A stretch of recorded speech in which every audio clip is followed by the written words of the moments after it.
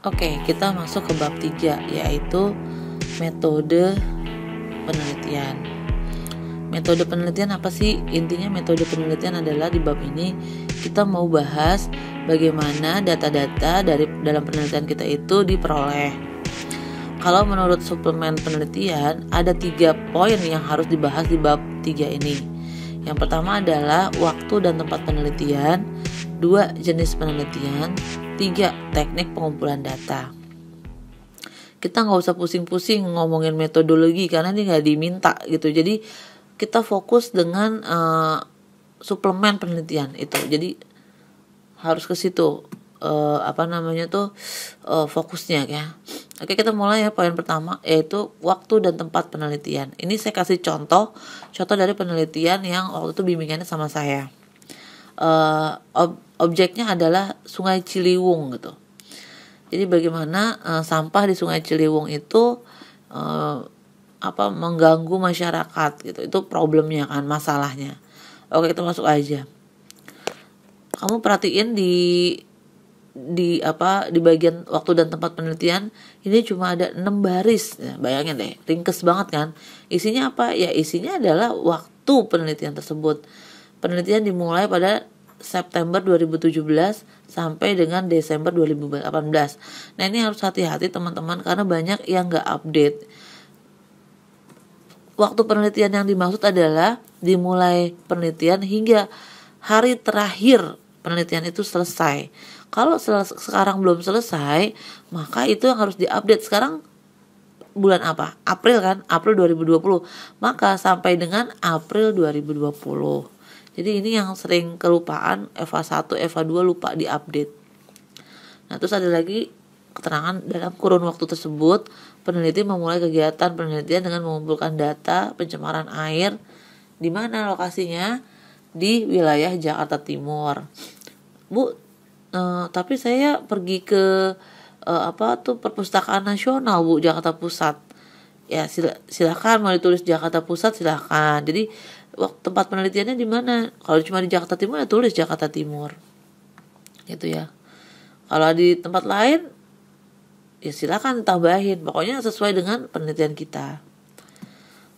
Jenis penelitian. Nah, ini dia. Ini saya ambil dari teman kita. Ini juga enggak banyak-banyak, isinya cuma berapa nih? 2, 3, 4, 5, 6, 7, 8, 9 baris ya. Ini penelitian yang berbeda ya tentang ngompol, perancangan infografis ngompol. Apa aja sih yang harus ada di dalam jenis penelitian? Pertama adalah definisi mengenai jenis penelitian. Penelitian kita itu kan penelitian kualitatif, penelitian kualitatif deskriptif. Nah, itu dicari apa sih definisinya penelitian kualitatif. Kalau dulu saya belajar ya sama dosen saya metodologi penelitian, ciri khas penelitian kualitatif itu adalah datanya sangat mendalam. Objektif nggak? Bisa tergantung dilihat. Objektif itu bisa tergantung dari sudut pandang kita memandang gitu. Ya, jadi memang kalau penelitian kualitatif objektivitasnya itu sangat tergantung gitu. Nggak kayak kuantitatif. Jadi kalau kuantitatif pakai hitung-hitungan, mau ngitung di sini, mau ngitung di Amerika, mau ngitung di mana gitu, sama aja kan hitung-hitungan. Tapi kalau kualitatif nggak bisa kayak gitu. Beda orang yang diwawancarain akan beda hasilnya. Beda orang di beda tempat akan beda lagi hasilnya. Itu kekhasan kualitatif. Nah, jadi definisi kualitatif itu harus dicari dulu ya. Ini kalau di sini kan udah ada ya, menurut Bogdan dan Taylor. Nah, penelitian kualitatif adalah bla bla bla bla bla. Dan satu lagi nih, biasanya ciri atau cara metode pengambilan data kualitatif itu adalah observasi dan wawancara mendalam. Nah, ini banyak mahasiswa yang salah kaprah. Wawancara mendalam itu 1 jam wawancara tuh artinya udah. Gak bisa, wawancara mendalam itu bisa berhari-hari.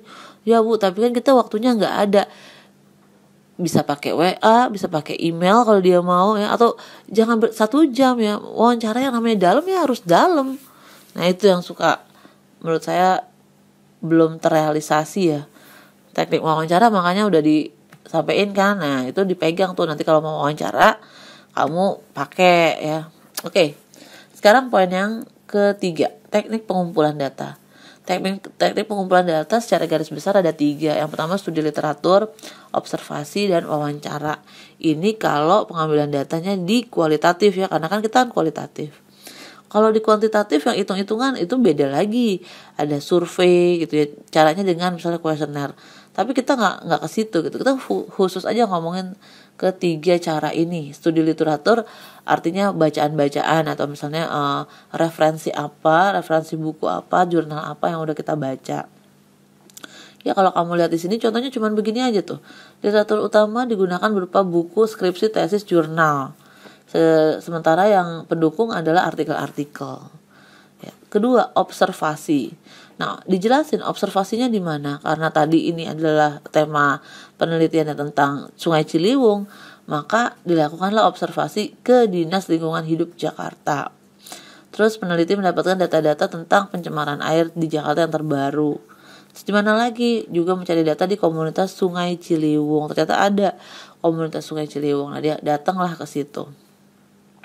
Ketiga, metode pengumpulan datanya adalah dengan wawancara. Ya, peneliti mewawancarai Usman. Nah, ini ada yang kurang nih di sini nih ya. Harusnya dijelaskan si Usman ini, Pak Usman ini kapasitasnya apa, kapan diwawancarainya gitu. Jadi setiap kita mewawancarai sumber itu harus dijelaskan kapasitasnya sebagai apa. Kalau dia kan nih Pak Usman penggerak komunitas Ciliwung Matpeci, dibilangan Jakarta Selatan. Lah, tadi kan penelitiannya dari Jakarta Timur, kok ini ke Jakarta Selatan? Nah, itu juga jadi pertanyaan tuh. Ya harus dijawab. Mengenai kebakaran hutan dan juga akibat kebakaran hutan. Nah, gitu ya. Jadi ini juga agak berseberangan kok datanya mengenai kebakaran hutan, padahal kegiatannya di Sungai Ciliwung. Udah gitu dia ada di Jakarta Selatan lagi. Ya, makanya saya bilang di sini ada ahli yang diwawancarai nggak, kapan, penting tuh ya kapan diwawancarainya gitu ya. Kalau komunitas bisa nggak Bu? Bisa, tapi ini sekunder. Yang namanya narasumber itu harus yang ahli. Oke, jadi begitulah ya. Kamu bisa pelajari bab 3 ini di TA senior. Kita baca-baca. Bukan nggak bisa Bu, corona nggak bisa kemana-mana. Ya nanti saya bisa pinjemin ya, misal beberapa temen yang bab 3-nya bisa atau TA-nya bisa dibaca sama kamu gitu ya. Tapi nggak bisa di share di mana-mana karena kan itu hak cipta orang ya. Oke. Terima kasih atas perhatiannya. Assalamualaikum warahmatullahi wabarakatuh. Jangan lupa stay strong, stay healthy di rumah aja. Dah.